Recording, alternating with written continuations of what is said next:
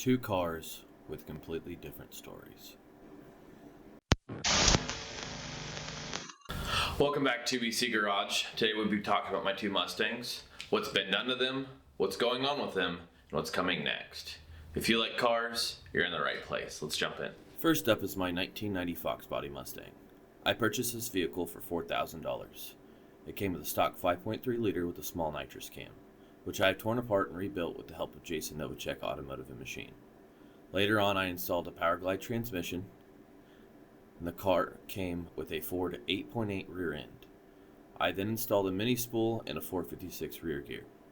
This setup gives it plenty of power and torque, making it a reliable bracket car. But as good as it runs, there's still a lot of work left to do. The first task is getting out of the trailer from last season, so I can start prepping the body for paint.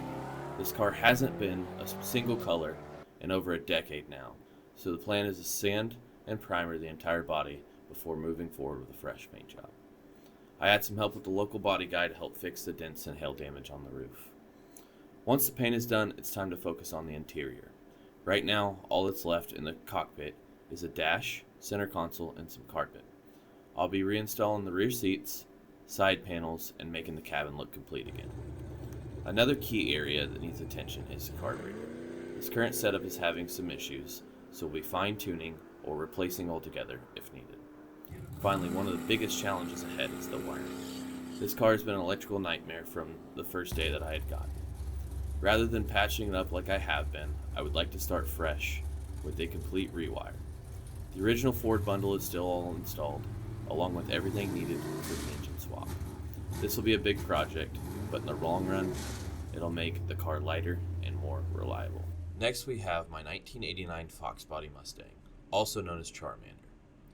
This car has come a long way since leaving the factory. It originally came with a 4-cylinder engine and was involved in an accident. It has been given a salvage title after repairs. Since then, it's been transformed into a street car. I purchased this car from a family member. It had been swapped with a 5.0, paired with a C4 transmission, and complete with a 4,000 stall converter.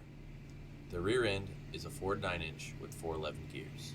They relocated the battery to the trunk along with replacing the fuel tank with a 10-gallon fuel cell. My main goal for Charmander is to have a clean show car. The plan is to take the car to local events with Drake while keeping it capable for the occasional trip down the drag strip. There isn't a long list of upgrades left, but a few things need to be done first.